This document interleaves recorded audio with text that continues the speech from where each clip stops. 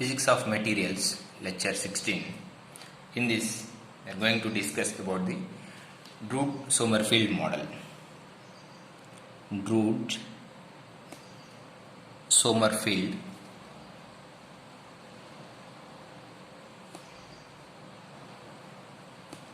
model.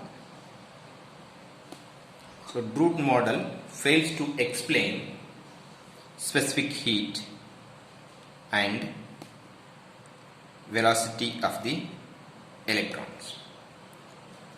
So, Drude model follows the classical mechanics and it is having the limitations. The limitations is the electrons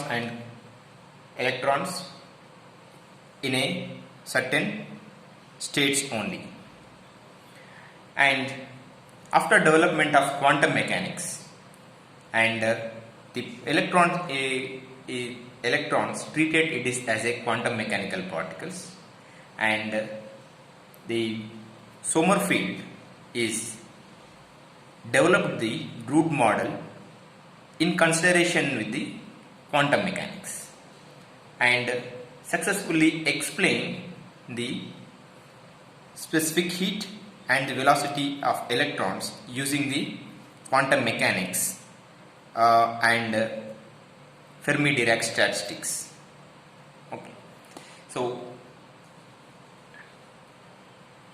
Sommerfeld is taking into consideration, he also takes that Drude model continuing up to that electrons presence in a solid which is also same as in Drude model. The electrons free to move in a material and they can move freely inside the materials. And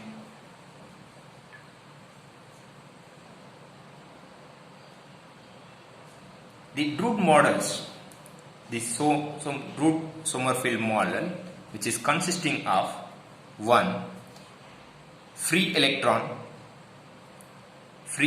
model,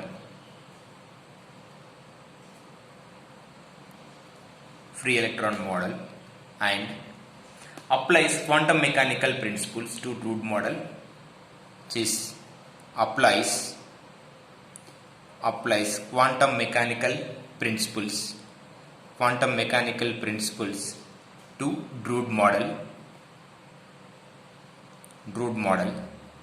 and applies Pauli's exclusion principles, which is applies Pauli's exclusion principle, and potential is constant within the metal. This is the potential is constant within the metal. Electrons are identical and indistinguishable.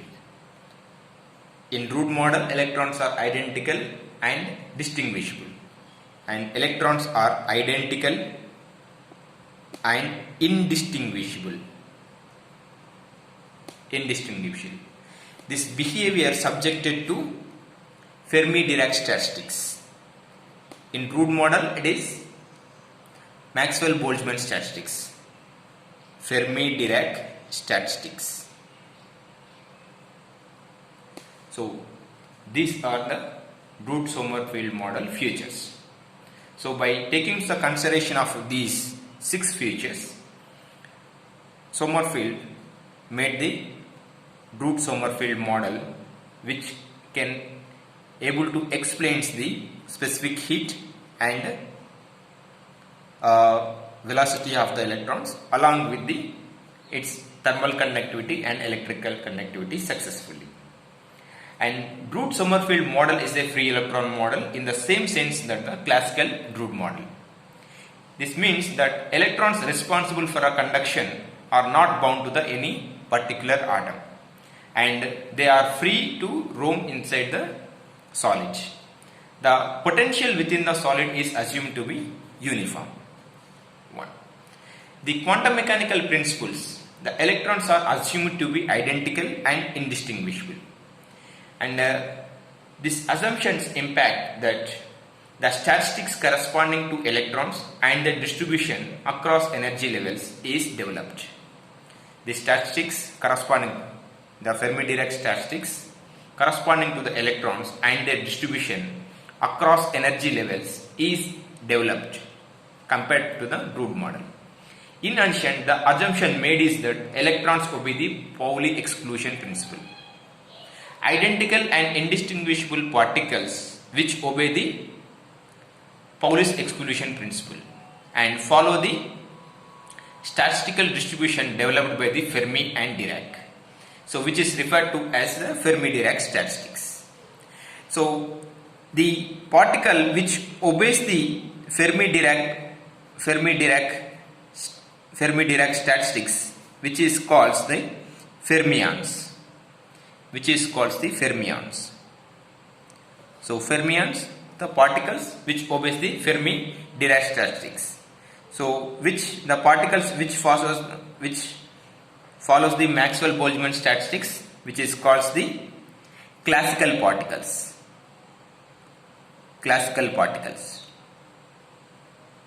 So, classical particles obeys the Maxwell-Boltzmann statistics. Fermions obey the Fermi-Dirac statistics. And these fermions also having the half integer spin. These fermions have the half integer spin, so which is not present in a Drude model. In dealing with the fermions, we must recognize that there is a concept of fixed number of states. In fermions, so there is a fixed number of states. Fixed number of states are present. Fixed number of states at any given energy level. Fixed number of states at any energy level, epsilon 1 or epsilon n. So, this was not restricted in the classical Drude models. In classical Drude model, fixed number of states are not present. It is n number of particles can be occupied at particular energy level. Okay, so that is the difference. So, while deriving the Maxwell-Boltzmann statistics, so we stated that N0 particles, N1 particle and N2 particle and so, which are present in epsilon naught and epsilon 1 and epsilon 2 states, and epsilon n or n particles are present in these states. So, the particles are present in this manner, like this. So, while deriving the Fermi-Dirac statistics, we will also modify the statement that stating instead of their N0 particles in Fermi-Dirac statistics, instead of N0 particles in S0 states at N1 particles and N1 states. So, in Fermi-Dirac statistics, N0 particles in S0 states at epsilon naught energy level. So, similarly, N1 particles at S1 states at energy level 1, and so NR, SR at epsilon R particles. So, these are the states, number of states corresponding to the number of energy levels at energy levels, and this is the number of particles present at its states, and these states are present at energy level, particular energy level. Okay. So, if in this manner which we define the states include all quantum numbers. So, in these states we can define all quantum numbers. Then we have the maximum of only one particle per states. So, in view of the above particles being identical and indistinguishable, if the total number of particles at two energy levels remains the same. So if it is any energy levels epsilon naught and epsilon 1, the total number of particles are remains same. If we are considering, then simply swapping the same number of particles from the one energy level to another energy levels. This is the swapping of electrons are moving from the one energy level to another level, and which we are not counting the another extra energy levels. So these two energy levels considered is the one microstate only, not the two microstates. The limits on the number of particles at given energy level is limit of the number of particles at any energy level, and the change in the manner of defining the new microstate for the system together significantly change the resulting statistics of the system. So this fixing the number of particles at energy levels by stating the states, and there is no energy levels, particular energy levels, and the stating the new microstate in the system.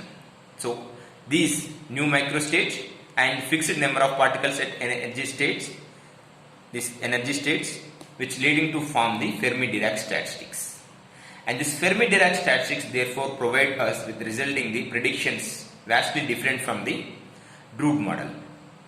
So the important difference between the classical Drude model and the Sommerfeld model is the important differences between the Drude model and the Sommerfeld Drude model and the Drude-Sommerfeld model is, these are the, in Drude model the electrons are classical, and here electrons are quantum mechanicals,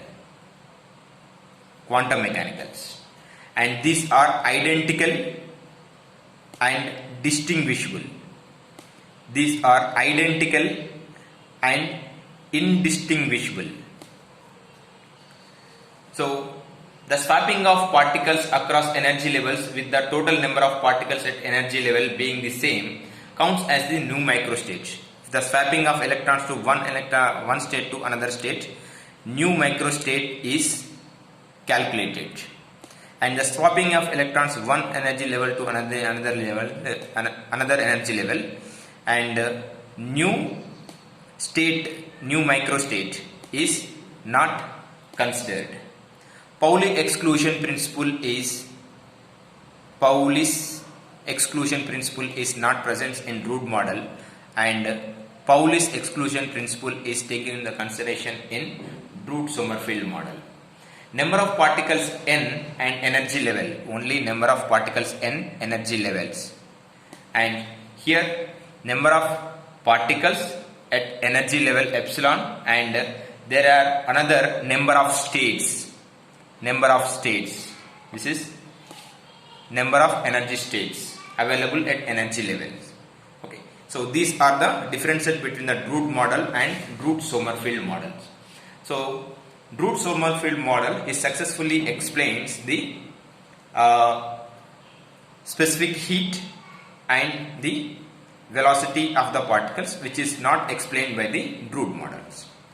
Okay, so we will discuss further in the next class about the Fermi-Dirac statistics. Thank you.